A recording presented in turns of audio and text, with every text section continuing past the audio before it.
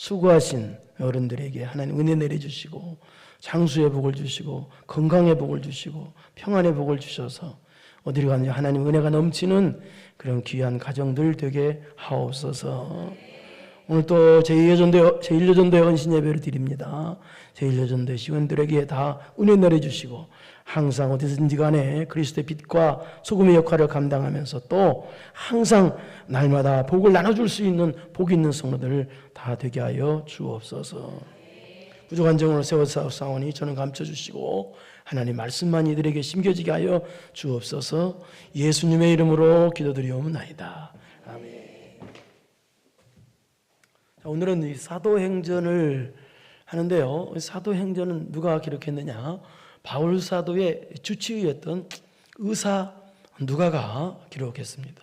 또 이 의사 누가는요, 그 예수님의 내용을 기록한 그 누가복음까지도 누가가 기록을 했습니다. 그렇다면 구체적으로 누가는 또 어떤 사람이냐? 바울 사도가 2차 전도여행 때 드로아라는 곳에 있을 때 그때 드로아에서부터 함께하기 시작해서 바울과 함께, 그리고 바울 사도가 로마 감옥에 갇혀서 순교할 때까지 오랜 기간 동안에 바울을 떠나지 않고 바울을 끝까지 함께하면서 바울을 치료도 해주고 또 함께 복음도 전했던, 동행을 했던 정말 신실한 인물이 누가라는 인물이었습니다. 오늘은 사도행전이죠. 누가가 쓴 사도행전. 그럼 사도행전은 어떤 내용이냐? 이 사도행전을 알아보려면 예수님께서 십자가 지시고 부활하시고 승천하셨죠. 그 승천하시기 전에 마지막 약속의 말씀이 있습니다. 약속의 말씀. 그 약속의 말씀을 알아야 사도행전을 설명할 수 있어요. 그 약속의 말씀이, 마지막 약속의 말씀이 뭔지 사도행전 1장 8절을 보겠습니다. 시작.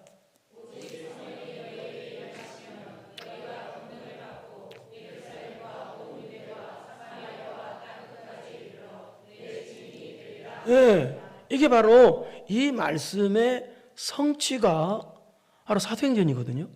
근데 이 말씀 무슨 말이냐? 방금 전에 얘기했던 대로 예수님께서 인간의 몸을 입고 오시고 또 인간에 되셔서 우리 죄를 대신 십자가에 짊어지시고 십자가에 달려 죽으셨죠. 그리고 부활하셨어요. 그리고 40일 동안 부활을 친히 증거하셨어요. 그리고 승천하셨는데요. 승천하시기 전 무슨 말씀하셨느냐? 내가 승천하면 내가 다시 오는데 영으로 다시 오겠다는 거예요. 그러니까 하나님의 영이시니까 영이신 하나님이 다시 오시겠다.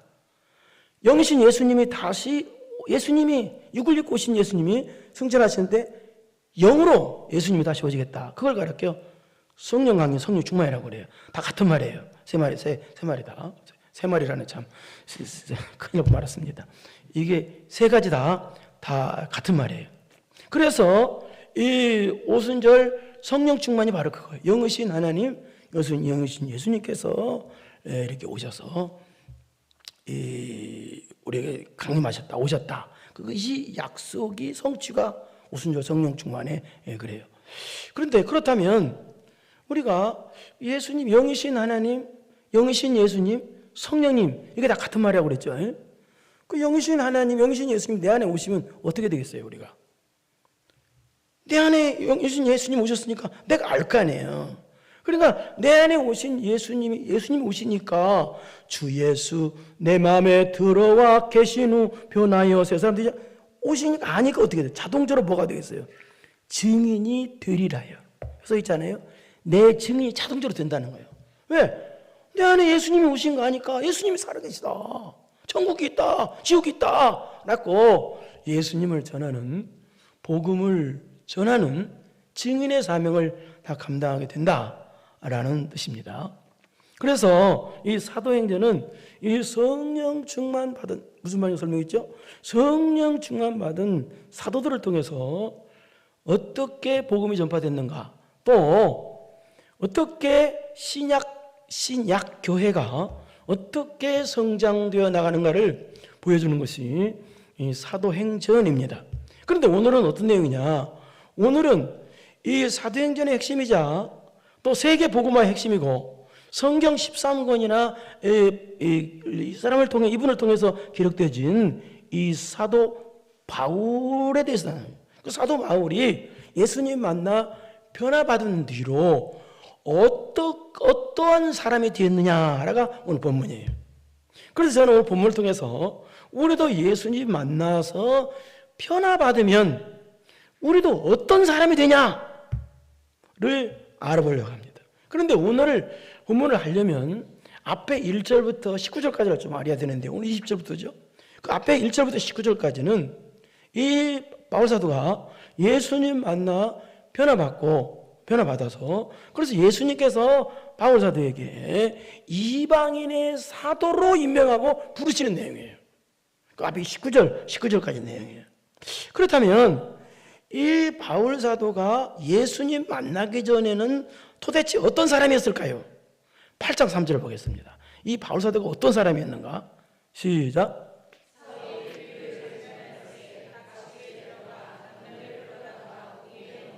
여기 사울은 바울사도예요. 사울은 히브리식 이름이고요. 바울은 로마식 이름이에요.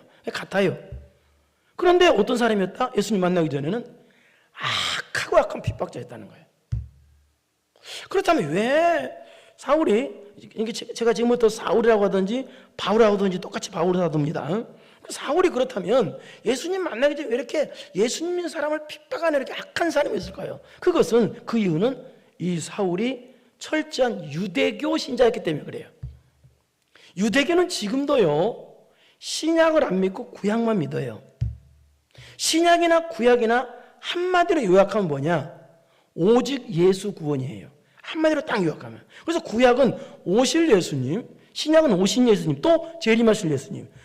주제가 예수님이에요, 신구약은. 그런데 지금도 유대교에서는요, 신약의 하나님은 안 믿고 구약의 하나님만 믿어요. 그러니까 반쪽짜리 하나님만 믿는 거야. 아주 엉터리죠. 그래서 그들이 볼 때는, 유대교인들이 볼 때는 예수님 믿는 사람들이 그냥 단순히 이단 집단의 모임 정도만 그렇게뿐이 안 보이는 거예요. 그래서 핍박을 한 거예요. 그래서 철저한 유대교 신자였던 이 사울이 이단을 박멸한 시기가, 그러니까 예수님 믿는 사람들을 그렇게 이단으로 봐가지고 자기가 이단이면서 그걸 보면서 그래서 이 예수님 믿는 사람들을 극렬하게 핍박하는 사람이 됐던 거예요. 그런데 19절까지 어떤 내용이 나오냐? 그런데 핍박하러 가는데 그 핍박하는 사울을 막으시는 분이 있었어요. 그게 누구냐? 바로 승천하신 예수님이에요. 그러니까 하나님이 막으신 거예요. 여러분도 하나님께 쓰시는 사람은요, 여러분이 계획하고 하는 일을 막으실 때가 있어요. 막는 것도 은혜거든요. 내 뜻대로 안 되고 하나님 쓰시는 사람은요, 막으실 때가 있단 말이에요. 왜냐하면 왜 막냐? 하나님은 네 맘대로 가거든. 불신의 길, 죄 짓는 길로 가거든. 그래서 하나님께서 사랑하는 사람은요, 그 길이 아무리 돈 많이 버는 길이라 할지라도 죄 짓는 길로 가면 딱 막으시는 경우가 많아요, 하나님은. 아마 그런 경우 간증 드는 사람들 아마 주변에 굉장히 많을 거예요. 하나님이 막으시는 것도 그래서 은혜예요. 그래서 어떻게 막으시나 한번 보겠습니다. 9장 4절을 보겠습니다. 4절 시작.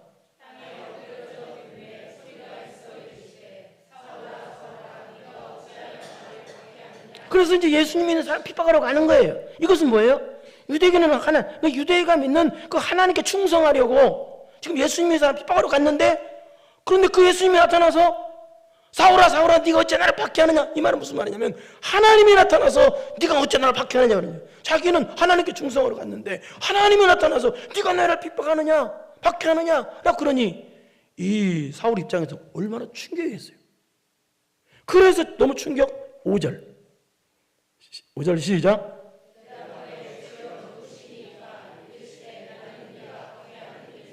물론 이때는 사울이 누군지 몰랐어요.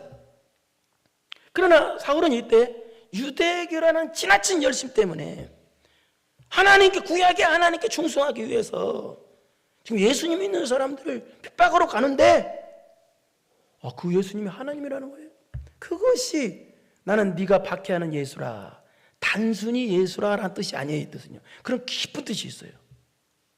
나는 네가 박해. 너 하나님께 충성한다고 그랬지? 근데 너 나를 왜 박해?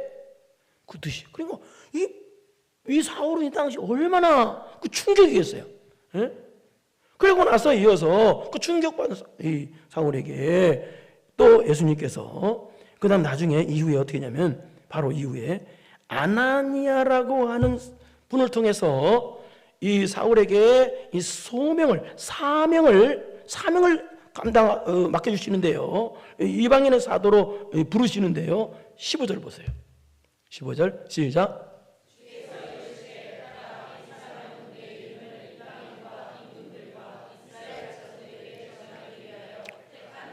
그렇게 방금 전에 얘기했습니다만 그렇게 악한 사울을 갖다가 예수님께서 부르시고 또 막으시고 부르시고 그래서 선택하셨어. 그래서 이 사람은 이방인의 사도로 복음을 전하는 자로 내가 쓰겠다라고 이제 지금 사울을 부르시는 내용이에요. 소명을 주시는 내용이에요. 사명을 주시는 사명을 주시는 내용이에요. 그런데 16절 시작.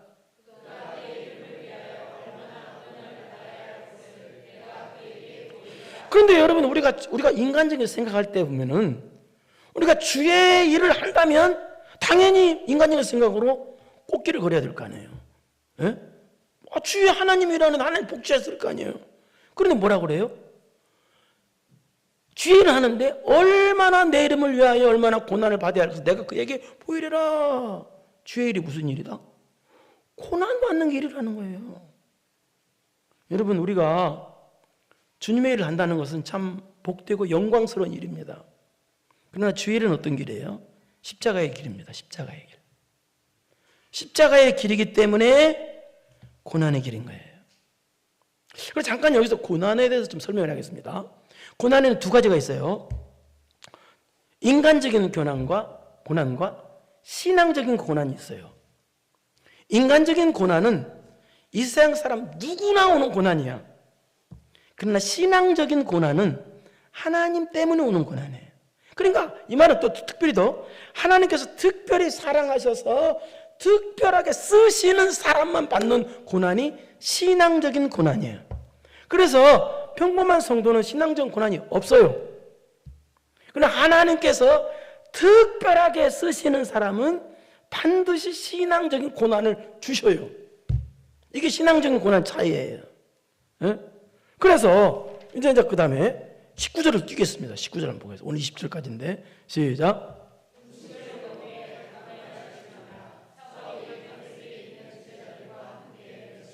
자, 이 말은 무슨 말이냐? 방금 전에 있은 대로 이 사울이 예수님 만난 충격 때문에 3일 동안 눈도 안 보였고 밥도 못 먹어 식사도 못했어요.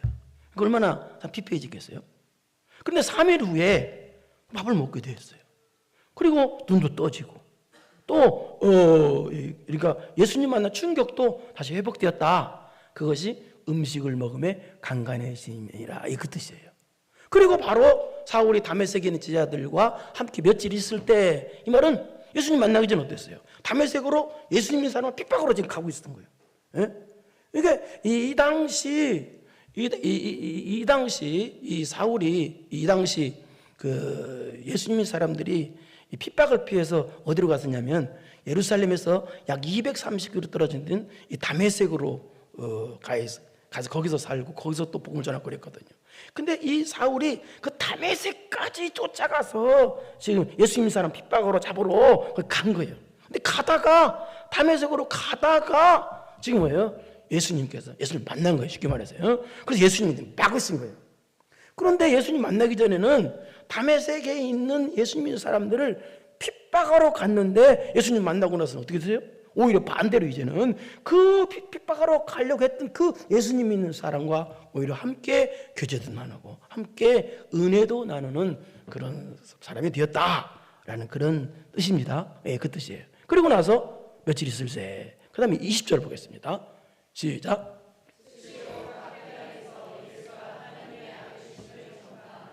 자, 예수님 만나기 전에는 벌써 사울이 어떻게 했어요? 예수님 만나기 전에는 예수님이 이단 교수인 줄 알았어요.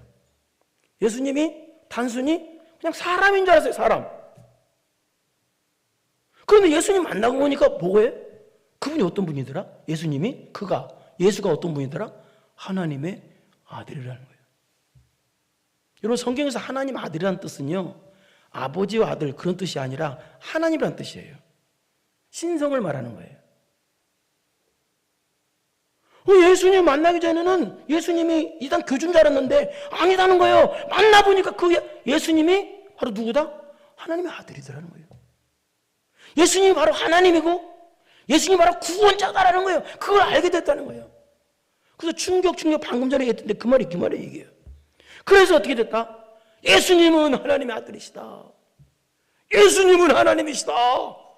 라고 전파하게 됐다 그 말이에요. 그런데 어떻게 전파했다?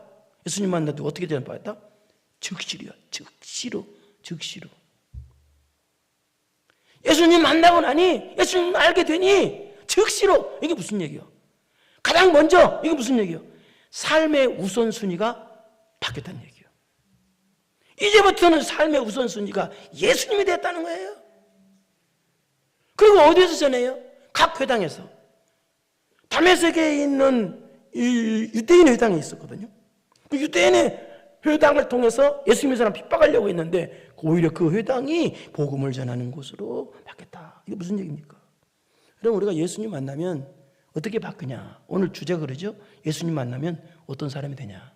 예수님 만나면 어떤 사람이 돼요? 즉시로. 무슨 얘기요? 우선순위가 바뀌는 사람입니다. 이 말은 무슨 말이냐? 예수님 만나면 삶의 목표가, 삶의 이유가 예수님이 되는 사람이 된다는 얘기예요. 내가 사는 이유가 돈이고 명예고, 에? 그러잖아요. 사람들은요, 왜 사는지를 몰라요. 어떤 선생님이 학생을 물었대요. 학생 어디 가? 학교 갑니다. 그래서 물었대요. 학교 가서 뭐 하려고? 예, 좋은 대학 가려고요. 그래? 좋은 대학 가서 뭐 하려고? 예, 좋은 직장 취직하려고요. 취직해서 뭐 하려고? 예, 뭐 결혼해야죠. 결혼해서 뭐 하려고? 집 사야지요. 집 사서 뭐 하려고? 애들 달라고 잘 살아야지요. 그래서 뭐 하려고? 두 달 못 하더래요. 뭐 하려고? 그러니까 인생의 목표가 뭔지를 모르는 거예요. 그러니까 예수님 만나 변화받으면 분명한 인생의 목표가 생긴다는 거예요. 그게 뭐예요? 왜 살아요? 이 삶의 이유. 그러니까 첫째, 예수님 만나 변화받으면 뭐가 바뀐다? 목표가 바뀌어요. 목표가 생겨요. 이유가 생겨요. 내가 왜 사냐? 돈 때문에 사냐? 명예 때문에 사냐? 나 육 잘 먹고 잘 살기 위해서 사냐? 아니라는 거예요. 오직 뭐예요? 예수님 때문에 산다는 거예요. 사는 이유가 바뀌는 거예요. 예수님 만나 변하면 그렇잖아요. 여러분 왜 밥 먹어요? 예수님 때문에 밥 먹는 거예요. 왜 건강해야 돼? 예수님 때문에 건강한 거예요. 그러니까 내가 사는 이유가 예수님인 거야. 분명한 인생의 목표를 깨닫게 되는 거야. 모든 영광 하나님께 돌립시다. 예수님 만나면 그렇게 됩니다. 사는 목표가, 인생의 목표가 분명히 서져요. 내가 이제 예수님 때문에 산다. 예수님 때문에 살아요. 돈 때문에 살고 명예 때문에 사는 것이 아니라 예수님 때문에 사는 거야. 자, 두 번째인데요. 21절 보겠습니다. 시작.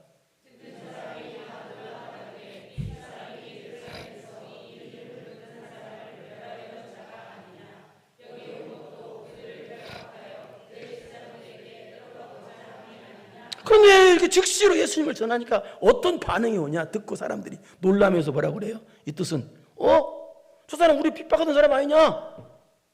여기 다메섹에 온 것도 지금 예루살렘에서 대제사장으로부터 우리를 핍박하고 잡아들이라는 그 권세를 이용받아 가지고 온 사람 아니냐? 그런데 저런 사람이 어떻게 예수님을 전하냐? 오히려 조롱하더라는 거예요. 그 말이 얘기예요. 그러니까 우리가 성령 충만 받아서 복음을 전하면 사람들 반응이 아이고 할렐루야 은혜 받았습니다. 그런 반응이 아니라 오히려 뭐예요? 나쁜 반응이 올 수도 있다는 얘기입니다. 자, 그럼 어떻게 해야 되겠어요, 여러분? 멈춰야 되겠어요? 반응이 나빠. 내가 예수님을 전했는데 욕만 얻어먹어. 그럼 어떻게 해야 되겠어요? 22절 보겠습니다. 어떻게 해야 되는지 보겠습니다. 시작.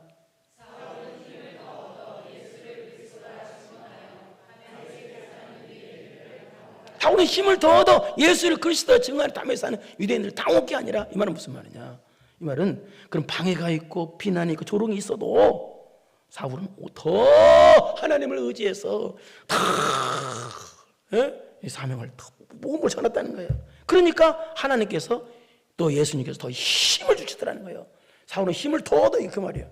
그러니까 방해가 있다고 가만히 있는 것이 아니라 오히려 다 예수님을 전하니까 하나님 주시는 힘이 있다는 거예요. 그러니까 여러분이 사탄의 방해가 복음을 전하면 반드시 오거든요. 그거 있다고 멈추면 안 돼요. 예? 세상적으로 어려움이 있다고 주저앉아 버리면 안 돼요. 신앙은요. 예? 신앙생활하는데 장애물이 있다고, 여러분 신앙생활하는데 장애물은요 뚫고 지나가라는 신호지 멈춰라는 신호가 아니야. 그래서 멈춰버리면 뭐가 와요? 하나님께 주시는 힘이 없어. 승리의 힘이 없어. 그런 어떤 어려움이 온다 할지라도, 방해가 온다 할지라도, 뚫고 나가면 하나님께 주시는 힘이 있다는 얘기입니다. 그래서 그런 방해가 있고 어려움이 있고 조롱이 있고 그러다 할지라도 계속 예수님을 전하니까 무슨 일이 생기더라? 다메섹에 사는 유대인들을 당혹하게 하는 일이 생기더라. 당혹해 하더라. 이 말은 무슨 말이냐? 엊그저께까지는 우리 편이었는데, 유대교 편이었는데 저 사울이라는 사람이 그런데 오늘 갑자기 예수님 편에 돼가지고 예수님을 전하네. 그래서 혼란해. 유대인들이 혼란해. 머리가 좀 복잡해지더라. 그 말이에요. 그래서 무슨 일이 생기냐? 23절 보십시오. 시작. 여기 여러 날이 지나는 상당한 기간이 지났던, 상당한 기간. 그러니까 상당한 오랜 기간 동안에 바울 사도는 어때요? 사울은 어땠어요? 예수님을 전했다는 거예요. 또 물론 여기에서 이 아라비아에 갔다가 다메섹에 다시 왔다라고 그렇게 해석합니다. 그런 설도 있습니다. 그렇게 되지만, 그럼 어쨌든 간에 그 상당한 기간 동안에, 세월 동안에 복음을 계속 전하니까 어떻게 되느냐? 유대인들이 사울 죽이기를 공모하더라는 거예요. 저 인간 그대로 놔뒀다가는 우리 유대교가 무너지겠다. 이제 죽여버리자. 그리고서 24절 시작.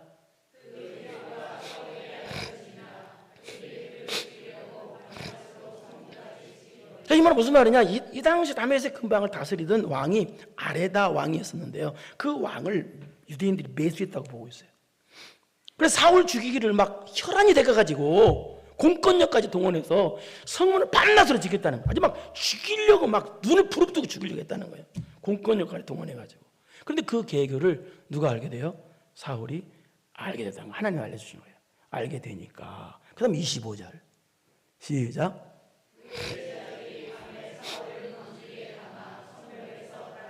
그런데 여기 보니까요, 핍박만 있는 줄 알았더니, 어려움만 있는 줄 알았더니 누가 벌써 생겼다? 시작. 그의, 누구요? 사울의 제자들이 벌써 생겼다는 거예요.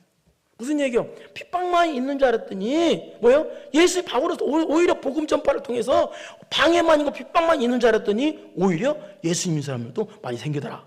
그러니까 핍박만 있는 줄 알았더니, 사명에 당하니까 핍박만 있는 줄 알았더니 뭐가 어디 있더라? 열매도 있더라. 열매. 하나님께서 열매도 맺혀지게 하더라. 그 열매가 바로 뭐다? 바울의 복음 전파를 통해서 제자들이 생기는 열매가 생기더라는 거예요. 신앙 똑바른 사람들이 생기더라는 거예요. 그래서 그 사울의 복음 전파에 그 열매인 제자들을 통해서 밤에 사울을 광주리에 담아가지고 죽이려고 막 난리치니까, 그래서 창문에서 줄을 달아내려서 사울을 탈출시켰다. 그 말입니다. 이 말은. 그런데 이 말은요, 우리가 오해하면 안 되는 것이, 사울이 죽는 것이 무서워서 도망갔다, 전혀 그 뜻이 아닙니다. 전혀. 이 뜻은 무슨 뜻이냐? 지금 복음을 전할 수 없잖아요. 지금 사람들이 막 난리를 치니까. 그래서 여기서는 더 이상 복음이 전파가 안 되니까 거기 멈추지 않고 다른 데 가서 예수님을 전하기 위해서 갔다라는 뜻입니다. 그러니까 이 말은 무슨 말이에요? 두 번째, 예수님 만나 변화받은 거예요. 하나님께서 맡겨주신 사명 감당을 멈추지 않는다는 거예요. 육적인 일을 멈추진다는 게 아니라 예수님 만나면 영적인 일을 멈추지 않는다는 얘기예요. 여러분, 우리 모두는 사명이 있습니다. 사명이 있기에 여러분 불러주신 거고요. 사명이 있기에 살려준 거예요. 병들었다고 걱정하지 마시고 사명 때문에 살려줘요. 이게 하나의 방법이에요. 그 사명 없는 사람 하나도 없어요. 그럼 우리의 사명은 어떤 사명이냐? 저나 여러분은 똑같은 사명인데 그게 바로 영혼 살리는 사명이에요. 그래서 어렵다고 이 사명 감당 안 해버리면 어떻게 되냐면 내 영혼도 죽고 다른 사람 영혼도 죽어요. 그렇기 때문에 반드시 우리의 사명은 살리는 사명이에요. 감당을 해야 돼요. 이 사명 감당을 멈추면 안 돼요. 마귀의 사명은, 마귀도 사명이 있어요. 마귀의 사명이 어떤 사명인지 아세요? 죽이는 사명이에요. 죽이는 사명. 그러나 우리는 살리는 사명이라서 내 영혼을 살리고 다른 사람 영혼을 살리는 사명이기 때문에 결코 이 사명 감당을 멈춰서는 안 돼요. 멈추는 순간 죽으니까요. 지금 우리가 멈추지 않고 있잖아요. 그러자 26절 보십시오. 26절 시작.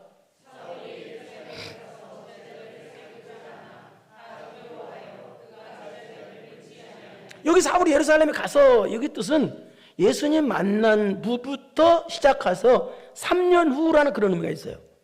그러니까 그동안 복음을 전했다는 거예요. 또 갈라디아서 1장 18절에 보면은 아라베에 갔다가 예루살렘에 왔다, 그런 의미가 있어요. 그러니까 이 3년 만에 예루살렘에 간 거예요. 예수님 만나고 나. 그러니까 어쨌든 3년 만에 가니까, 가서 제자들을 사귀고자 하니까 어떻게 되더라? 다 두려워하여 그가 제자됨을 믿지 아니하니. 안 믿더라는 거예요. 두려워하다는 거예요. 저 핍박하던 사람인데. 왜? 사람들은요, 여러분들 그걸 이제 바라보는 시각을 조심해서 봐야 되는데, 예수님 만나 변화받으면 새 사람 됐잖아요. 그러면 과거에 그 사람이 나쁜 사람이었어. 과거를 보면 안 돼.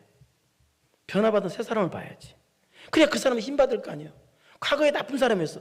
예수님 만나기 전에 안 나쁜 사람이 어디 있어요? 다 나빴지. 근데 예수님 만나기 전에 나쁜 사람이 예배당에 왔어. 그럼 저 사람은 과거에 저 나쁜 사람이야. 그러면 큰일 난다는 거예요. 그러면 안 되는 거예요. 왜? 변화받은 새 사람을 봐야 될 거 아니에요. 근데 이 사람들은 사람 인간적인 걸 보니까, 과거에 바울을 보니까, 사울을 보니까, 핍박하던 사람이 저런 사람이니까 무서워서 사귀지도 않고 믿지도 않더라는 거예요. 예? 그러니까 우리가 성령 충만 받아서 복음을 전한다 할지라도 때로는요, 같은 예수님 믿는 사람까지도 냉대를 받을 수가 있다는 거예요. 그 사람들 통해서 냉대까지 받을 수 있다는 거예요. 그러니까 안 믿는 사람에게도 또 냉대도 받을 수 있고, 또 같은 믿는 사람한테도 냉대를 받을 수가 있다, 그런 의미가 돼요. 자, 그러자 이때 이 당시, 초대교회 당시 사람들에게 존경과 신뢰를 한 몸에 받는 이 바나바라는 사람이 있는데, 하나님께서 바나바라는 사람을 들어서 어떻게 하시는지 보겠습니다. 27절을 보겠습니다. 시작.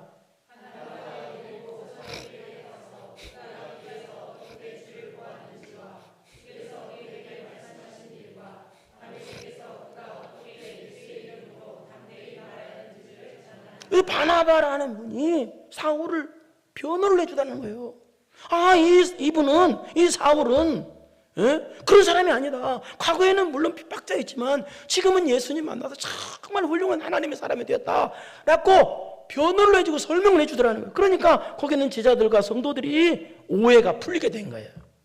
이 말은 무슨 말입니까? 우리가 사명 감당하면요, 오해도 있고 방해도 있고 핍박도 있지만 그것만 있는 게 아니라, 방금 전에 뭐가 있었다고 그랬어요? 열매도 있고, 열매. 또 뭐가 있다? 나를 밀어주는 사람, 나를 도와주는 사람도 반드시 생기도록 하나님께서 역사해 주신다라는 뜻이에요. 여러분이 주의라면 어려움도 있을 수 있지만, 그러나 반드시 도움의 손길이 있다는 거예요. 여러분 생각해 보세요. 여러분이 주의를 해. 그럼 하나님이 가만히 계시겠어요? 하나님 일을 하는데 가만히 계시겠냐고. 반드시 도와주신단 말이에요. 나의 등 뒤에서 나를 도우시는 주, 나의 인생길에서 지치고 고나여 매일처럼 주저앉고 싶을 때 나를 밀어주시네. 일어나 걸어라, 내가 새 힘을 주리니. 일어나 너 걸어라, 내 너를 도우리. 주의 일하는 사람은요, 반드시 하나님 도와주게 돼 있어요. 반드시. 우리 교회가 지금 횟수로 좀 그렇지만 31년 됐는데요, 그치, 수장기 때 숨이 안 쉬어질 정도로 금전적으로 어려움이 있었어요. 그것이 계속 됐어요. 저는 숨이 안 쉬어지더라고요. 금전적 어려움 때문에. 그런데 지금까지 한 번은 내가 숨 안 쉬어서 죽은 적이 없어요. 왜? 하나님께서 이상하게 이번 달에 이거 돈이 들어가야 되는데, 이번 달에 들어가야 되는데, 막 진짜로 막 숨이 안 쉬어져요. 벌벌벌 떨어 혼자 앉아가지고. 그럼 하나님께서 그 다음 주간에 꼭 어떤 집사님을 감동해가지고 또 나오게 만들고, 또 누구를, 그 다음 달은 또 누구를 감동하고 계속. 한 번은 이런 적도 있었어요. 제가 그 당시에 300만 원이 꼭 필요한 적이 있었어요. 300만 원이 내일 점심때까지 이거 계약을 해야 되니까, 만약에 안 하면 끝장나는 시간이었어. 근데 아침까지 돈이 없었어요. 그 당시 300만 원이면 지금 뭐 아마 2천만 원쯤 되겠죠, 가치가. 이제 큰일 났다 싶은데요, 이제 바로 이제 1시간 오면 끝장나는 거야. 근데 그때 누가 문을 똑똑 두드려요. 목사님, 이거 집사님한테 그래요. 목사님, 어젯밤에요, 하나님이 꿈에 목사님 돈 갖다 주래요. 그리고 300만 원 갖다 주더라고. 나 그거 받고요, 하나님. 근데 그런 적 한두 번이 아니에요. 여러분, 말 안 해서 그렇지. 하나님의 주의라는 사람 반드시 돕게 돼 있어요. 누구를 통해서, 감동을 통해서, 누구를 통해서 반드시 하나님 돕더라고요. 지금까지 돕더라고요. 나 지금 숨 쉬고 있잖아요. 아멘은 집에 가서 하세요, 그러면. 네? 그래서 28절을 보겠습니다. 시작. 그래서 이렇게 오해, 바나바를 통해서 오해가 풀리니까 어떻게 됐어요? 오해가 풀리니까 이제는 예루살렘 교회 공동체 일원이 될 수가 있었다. 그래서 함께 신앙생활을 할 수 있다. 그렇게 됩니다. 그 다음 29절을 보겠습니다. 시작.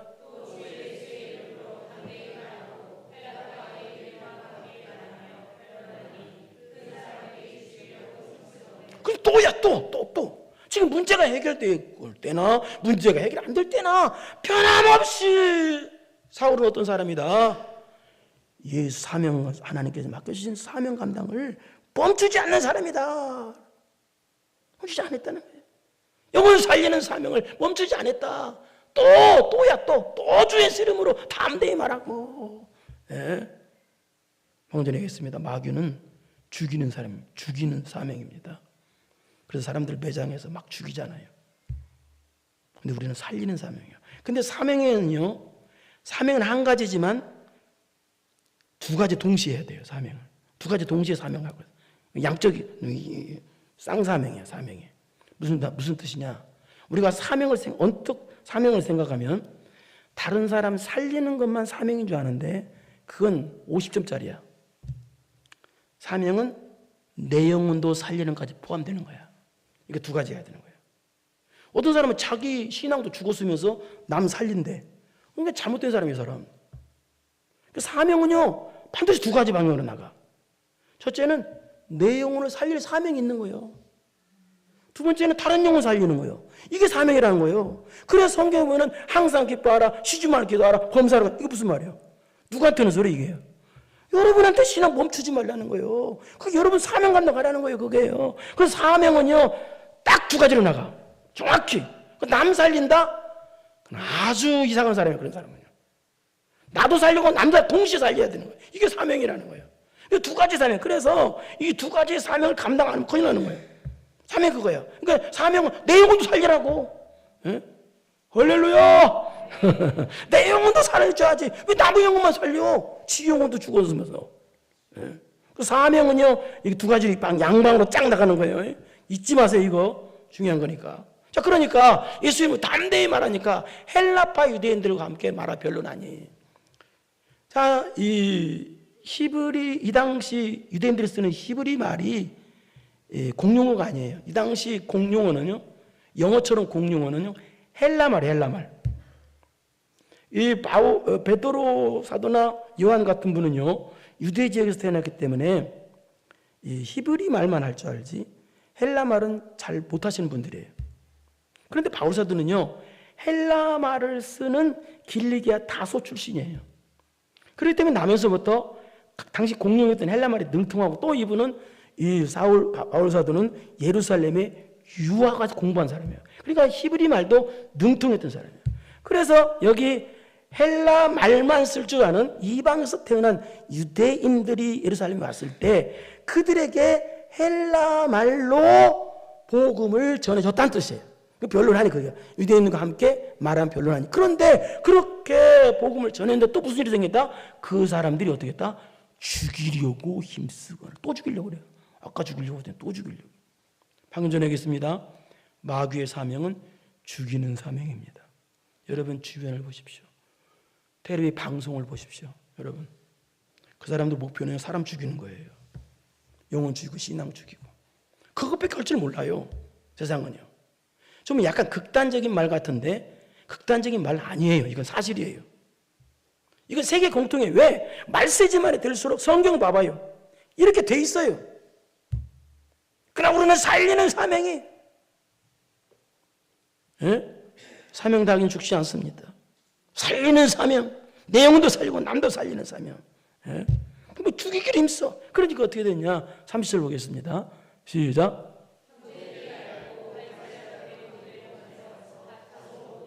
그래서 형제들이 쉽게 말해서 제자들이나 성도들이 바울을 어떻게 죽이려고 하니까 그래서 바울의 고향 다소로 보냈다는 얘기. 이 말은 당신 말이에요. 지금 유대인들이 당신 너무 죽이려고 하니까 그래도 당신은 고향은 그래도 유대인들이 그래도 죽이려고 방해도 별로 없을 거니까 잠시만 고향에 가서 그 예수님 전하세요. 그러고 보냈다는 얘기입니다. 자, 그러자 31절 무슨 일이 생기나? 31절 시작. 그리하여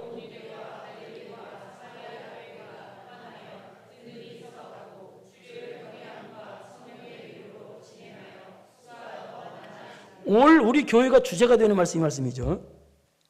그러자 보세요. 그리하여. 여기 그리하여란 말은 사울이 복음을 전하니까 그 당시 유대교와 기독교 간에 마찰이 심각했는데 사울이 떠나니까 그래서 그것 때문에 교회가 평안에 든든히 서갔다?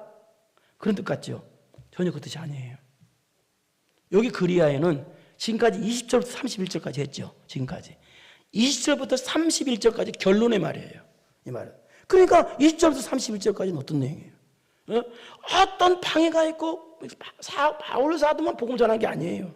어떤 방해와 핍박이 있어도 성령 충만받은 사람들이 어때요? 나가서 복음을 전하고 마귀도 이기고 그러니까 성령님의 도우심의 은혜 때문에 교회가 평안히 든든히 서갔다. 또 주를 경외함과 성령 위로로 진행하여 수가 더 많아지니라.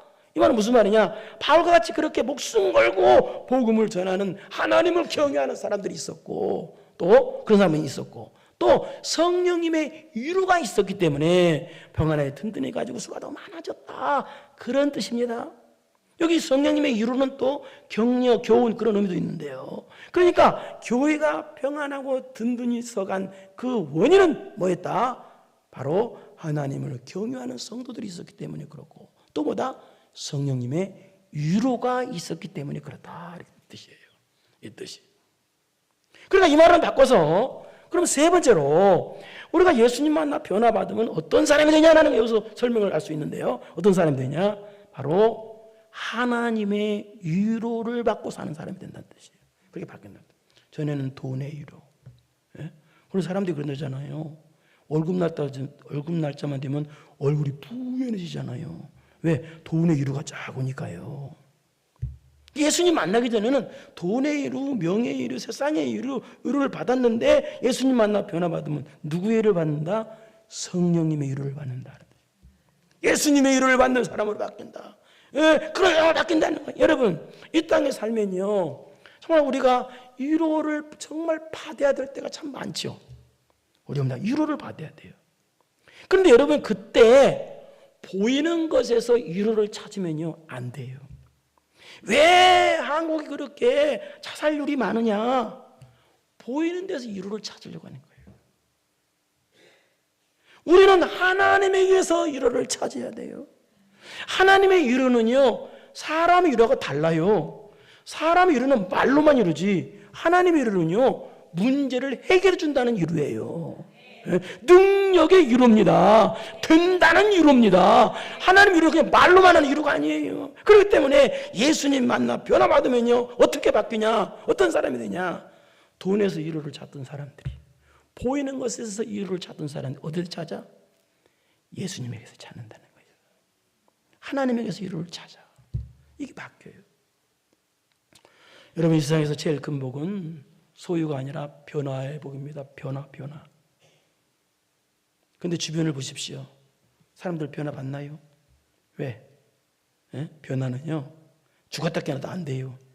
변화는 왜 안 되냐? 사람의 힘으로는 변화가 안 되는 거예요. 여러분의 신앙도 봐봐요. 여러분이요, 신앙 이상한 사람들, 죽을 때까지 이상한 사람이요.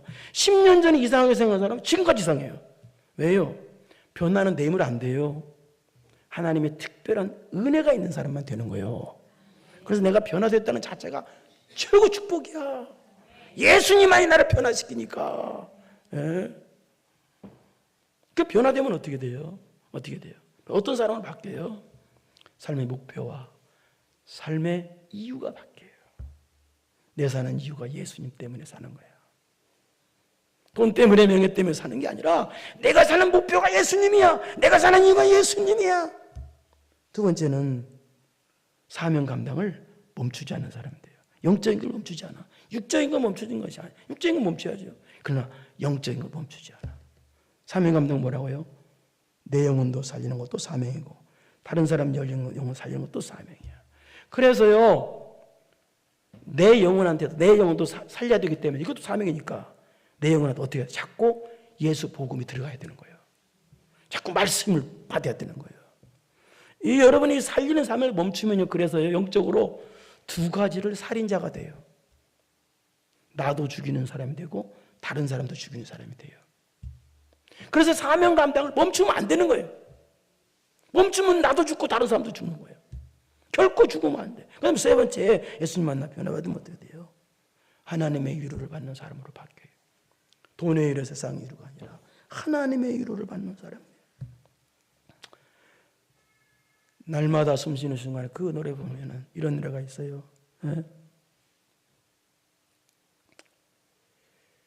인생의 어려운 순간마다 주의 약속 생각해보네. 내 맘속에 믿음 잃지 않고 말씀 속에 위로를 얻네. 주님의 도우심 바라보며 모든 어려움 이기도다. 흘러가는 시간마다 세월 속에 주의 약속 새겨봅니다. 성도는 하나님 말씀에서 위로를 받는 사람입니다. 살아있는 위로, 죽은 위로 말고요. 오직 말씀입니다. 말씀. 여러분 오늘 말씀 받으니까 힘나잖아요. 말씀에서 위로를 받는 거예요, 성도는요. 그래서 말씀 먹는 거예요. 생명의 양식이니까. 그래서 여러분 예수님 만나 변화받아서 삶의 목표가 세워지길 바랍니다. 내가 사는 이유가 예수님이야. 그렇게 되고요. 두 번째는요, 사명 감당을 멈추지 마세요. 사명이 뭐라고요? 나 살리는 게 사명이야. 다른 영혼 살리는 게 사명이야. 나는 죽여놓고 다른 사람만 살려? 말이 안 되는 거예요. 나 살리는 사명, 다른 사명을 멈추지 않고. 세 번째는 뭐예요? 하나님의 위로. 무슨 위로? 오늘 전해지는 이 말씀의 위로를 받아서, 그래서 평안하에 든든히 서가는 여러분 되기를 축원합니다. 걸어가시고 내려오신 아버지 하나님 감사합니다. 예수님 만남 변화가 되게 되어 있습니다. 이 세상에서 제일 큰 복은 소유가 아니라 변화가 복입니다. 예수님만이 나를 변화시킵니다. 변화된 것 최고의 복입니다. 주여 변화시켜 주시옵소서. 그래서 삶의 목표가 바뀌게 하옵시고, 삶의 이유가 바뀌게 하옵시고, 사명 감당을 멈추지 않게 하옵시고, 하나님에서 위로, 말씀 속에서 위로를 찾는 복 있는 성도, 든든히 서가는 성도 되게 하여 주옵소서. 예수님의 이름으로 기도드리옵나이다. 아멘. 이제는 우리 구주 예수 그리스도의 은혜와 전능하신 하나님 아버지의 무한하신 사랑하심과 성령님의 교통, 요대, 감동, 감화하심이 삶의 이유가 예수님 되고 영혼 살리는 사명감도 멈추지 않고 하나님에게서 위로, 말씀 속에서 위로를 찾아서 평안하게 든든히 서가기로 마음 깊이 떠나고 돌아가는 사랑하는 성도들 머리머리 위에 이제로부터 영원토록 함께 있을지어다. 아멘.